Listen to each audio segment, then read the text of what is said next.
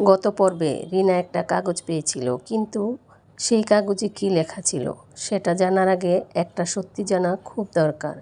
কারণ অনেক সময় আমরা যা দেখি সত্যটা আসলে তা হয় না। আসসালামু আলাইকুম। রিনার মাথায় তখন হাজারটা প্রশ্ন। সুহেলের আচরণ বদলে গেছে, রাতে দেরি করে বাড়ি ফেরা, ফোনে অপরিচিত নাম্বার থেকে কল, সব কিছু মিলিয়ে তার মনে সন্দেহের পাহাড় জমে গেছে। তবুও সে কোনো ঝগড়া করেনি, শুধু চুপচাপ অপেক্ষা করছিল যদি একদিন সুহেল নিজেই সব কিছু খুলে বলে। কিন্তু দিন কেটে যাচ্ছিল আর দুজনের মাঝে দূরত্ব বাড়ছিল। একই ঘরে থেকেও যেন তারা অনেক দূরে চলে গিয়েছিল।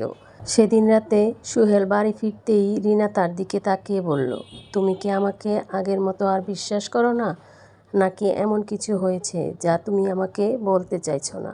সুহেল কিছুক্ষণ চুপ করে রইল, তারপর শুধু বলল, সময় এলে সব বলবো। এই কথাটা শুনে রিনার বুকটা আরও ভারী হয়ে গেল। কারণ অপেক্ষার চেয়েও কষ্ট হলো যখন নিজের সবচেয়ে কাছের মানুষটা চুপ হয়ে যায়। পরদিন ঘর গুছাতে গিয়ে রিনা আবার সেই কাগজটার দিকে তাকালো। এতদিন সে সাহস করে খুলতে পারেনি, আজ আর নিজেকে আটকাতে পারল না। কাপা হাতে কাগজটা খুলল। এক লাইন দুই লাইন পড়তেই তার চোখ ভিজে গেল। ঠিক তখনই সুহেল ঘরে ঢুকলো। রিনার হাতে কাগজটা দেখে সে বুঝে গেল আজ আর কিছুই লুকিয়ে রাখা যাবে না। সুহেল ধীরে ধীরে বলল, আমি তোমাকে কষ্ট দিতে চাইনি, তাই কিছুই বলিনি। রিনা কাঁদতে কাঁদতে বলল, একবার যদি বলতে আমি তো তোমার পাশেই থাকতাম। এরপর সুহেল কাগজটা হাতে নিয়ে বলল, এটা কোনো সম্পর্কের প্রমাণ নয়, এটা হাসপাতালের রিপোর্ট। গত কয়েক মাস ধরে আমি নিজেই চিকিৎসা করছিলাম। আমি ভেবেছিলাম সত্যিটা বললে তুমি ভেঙে পড়বে, তাই সব কষ্ট একাই সহ্য করেছি।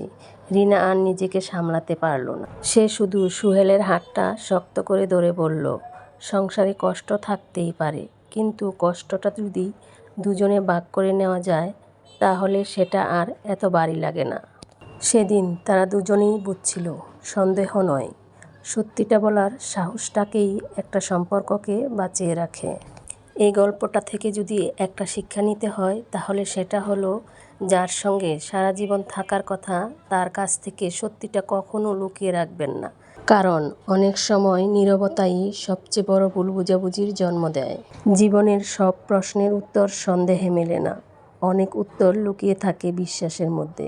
তাই কোনো সিদ্ধান্ত নেওয়ার আগে একবার অন্তত সত্যিটা জানার চেষ্টা করুন। যদি গল্পটা আপনার মন একটু হলেও ছুঁয়ে যায় তাহলে একটি মন্তব্য করে জানাবেন। আবার দেখা হবে নতুন আরেকটি গল্পে। আল্লাহ হাফেজ।